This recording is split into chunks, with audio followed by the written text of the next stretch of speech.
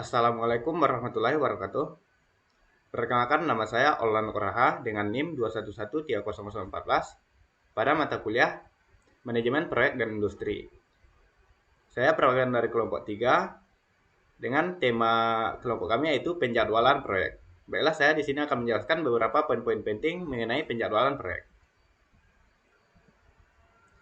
Yang pertama dikembangkan dalam perencanaan dan penjadwalan adalah Gantt chart. Nama ini mengacu pada penemuannya yaitu Henry L. Gantt, seorang konsultan manajemen terkenal. Apa yang diperlihatkan dalam Gantt chart ini yaitu hubungan antara aktivitas dan waktu pekerjaannya. Beberapa hal yang perlu diperhatikan dalam pembuatan jaringan kerja yaitu yang pertama, macam-macam aktivitas yang ada. Kedua, ketergantungan antara aktivitas, mana yang lebih dahulu diselesaikan dan mana yang menyusul.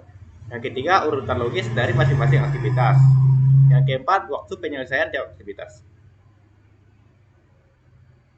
Contoh penggunaan diagram jaringan kerja dalam proyek yaitu perusahaan Indah Cahya ingin meluncurkan produk baru di pasaran. Produk itu dibeli dari perusahaan manufaktur lain. Yang dilakukan Indah Cahya adalah mengepaknya dan menjual pada distributor di berbagai wilayah.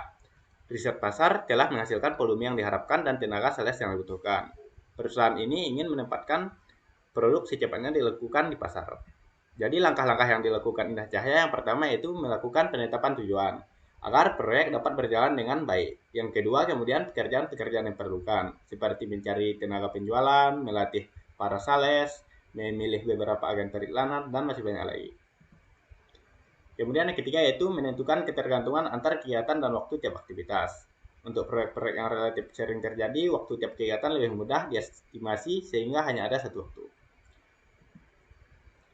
Untuk total floatnya itu atau TF dapat kita hitung menggunakan rumus TF sama dengan LF dikurang ES dikurang D.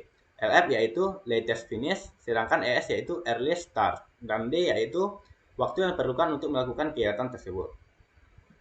Sedangkan free floatnya atau FF dapat kita hitung menggunakan rumus FF sama dengan EF dikurang ES kurang 0.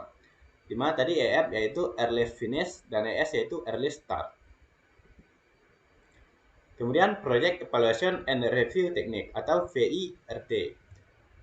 Pertama kali digunakan dalam proyek sistem berbeda polaritas di Angkatan Laut Amerika Serikat. VIRT adalah salah satu metode yang menggunakan jaringan kerja bersama dengan CPM atau Critical Path Methods dan cocok digunakan untuk proyek-proyek yang memiliki tingkat ketidakpastian dalam estimasi waktu kegiatan.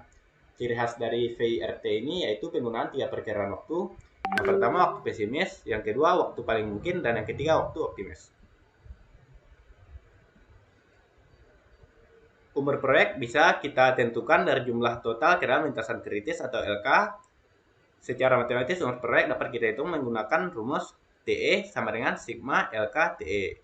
Kemudian P adalah variasi tiap kegiatan di sepanjang lintasan kritis. Dapat kita hitung menggunakan rumus VV sama dengan sigma LK V. Jadi misalkan kita ingin mengetahui berapa peluang proyek berumur 27 hari, maka dapat kita hitung menggunakan rumus Z sama dengan TS dikurang TE dibagi akar VV. Peluang tersebut bisa dihitung Z adalah nilai yang telah dikonversikan ke distribusi normal baku. Jadi untuk menghitung peluang umur proyek 27 hari yaitu dapat kita gunakan dengan rumus Z sama dengan 27 dikurang 29 dibagi akar 6 sama dengan min 0,82. Jadi dengan demikian Z sama dengan min 0,82 bisa dicari peluangnya, yaitu dengan melihat tabel di bawah ini.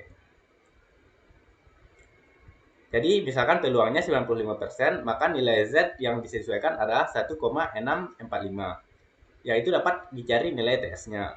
1,645 sama dengan TS dikurang 29 dibagi akar 6. Jadi TS-nya kita dapatkan 33,03 hari. Baiklah, sekianlah presentasi dari saya. Apabila ada kata yang salah, mohon dimaafkan. Sampai jumpa pada video saya berikutnya. Assalamualaikum warahmatullahi wabarakatuh.